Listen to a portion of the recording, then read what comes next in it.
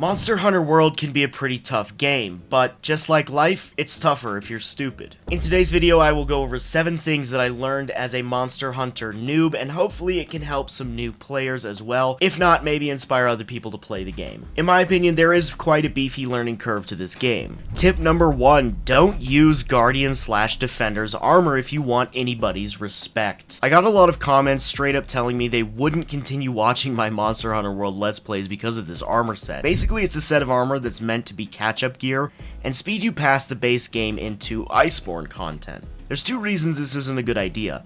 Number 1, it sets you up for failure by giving you an unrealistic understanding of how brutal the fights can be and how easy they are. You kill the monsters entirely too quickly and the mechanics aren't that punishing.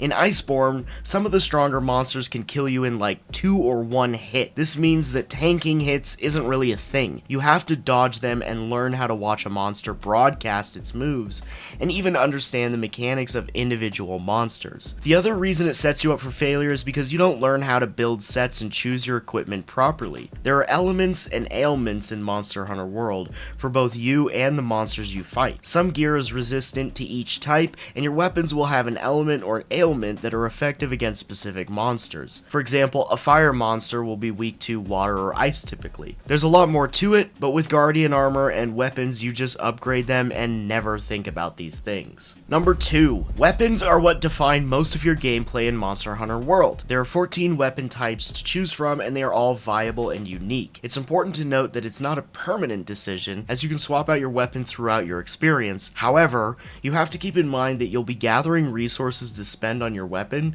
and you will have to build them. Not only that, but you will likely be building a multitude of weapons with various elements and ailments. So while it isn't a permanent decision, it's a very important one, and you will end up dedicating a lot of time and effort into one weapon. There is also a learning curve for your weapons, and you will want a lot of practice in one you like. I suggest taking some extra time to pick what you want, try the ones that sound interesting in the practice area, and don't be afraid to try a few things before committing. The journey ahead is long, and you don't want to be stuck with a weapon you don't like. Number 3, there are a lot of things that can and should be unlocked through various quests.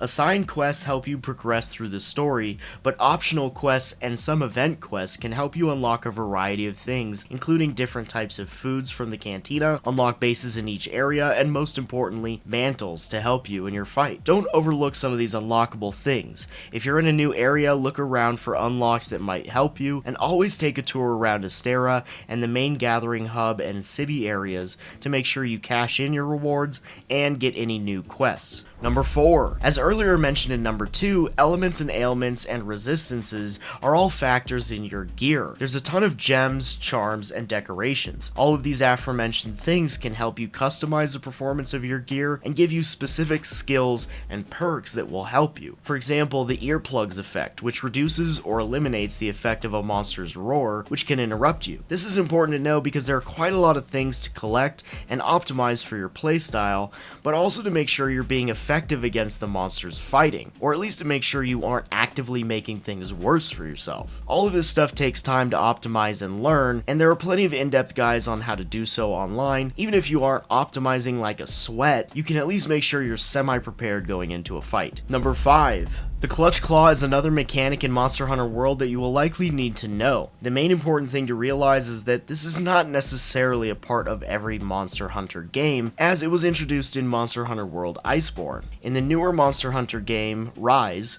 the Clutch Claw is replaced with a mechanic known as wire bugs. The Clutch Claw serves as a way for hunters to mount the monsters. There are a few huge points with this, and I will try and explain as simply as I can. You can use the Clutch Claw to mount monsters. From there, you can target different body parts and tenderize them, which weakens them for more damage. Secondly, if you mount the head, you can then force the monster to run into a wall or do a special epic move. I think it's important to learn how to use this and take advantage of it, but also realize that it's not necessarily a core part of all Monster Hunter games. Also, you don't need to overdo it. I got in a bad habit of constantly mounting monsters with my greatsword, and it's really not that effective of a way to go. There are in-game little mini quests that can teach you how to use it, and I would highly suggest checking those out, and it'll give you a quick rundown. 6. Understanding the various quest types is pretty important because at first it's definitely confusing. Obviously, if you've been playing through the game, you've been following assigned quests. This is typically how you advance the story and play through the game.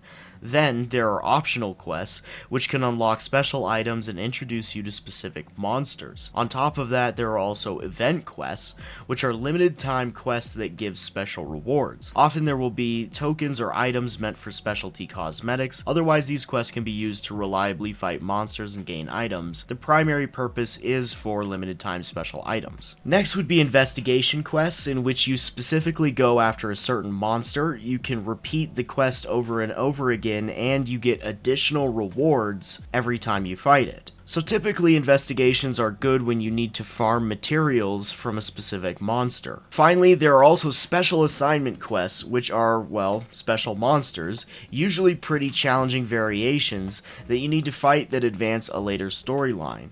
There are also arena quests in which you face a monster inside a small arena and use a predetermined loadout. It's a bit confusing as to why there are so many different types of quests, when basically they're all the same thing. Take the quest, head out into the map, and fight the monster and either kill or capture it. Finally, one of the more important things to know when starting off is how to group up with people. It's decently confusing as well. A lot of the UI on this game is not that intuitive, at least not in my opinion. You can fight monsters in groups of 4 by inviting players. When you first launch into the game, you can create a private session or join one with randoms. This puts you in a server together, but not necessarily a group. When you are in a city in the game, you can go to the communication tab and invite a friend. Typically an overlay of the client you are using will come up. For example, if you're using Steam, your Steam friends list will pop up. You can invite people to your session, and then you can create a squad. There isn't really a matchmaking system for quests. If someone is in your server, you can make it so a quest requires a passcode, or that so nobody else can join. A very common way people get other players to fight monsters alongside them is using an SOS flare. The SOS flare, as the name suggests, is meant as an emergency beacon to invite other people to help you fight. Once you're already inside a hunt, you can go to your menu, fire an SOS flare, and then other people can find it on the quest board and join you. It's clunky, but if you're playing solo, this is probably the best way to get people into your hunt. For each one of these tips that I suggested, there is quite a lot more information to know about all of them, but this is at least a brief overview, so if you are a new player, you are at least aware of these things and can start paying attention to them and figure them out a little bit on your own as well. Alright, thank you so much for watching. Let me know if these tips helped you. Let me know if you have more tips as well. Don't forget to help other people out in the comments. Thank you so much for watching. Leave a like, and don't forget to subscribe for more gaming videos. We're going to make gaming videos until the end of the time. Thank you so much, gamers. I'll see you later, and good luck hunting.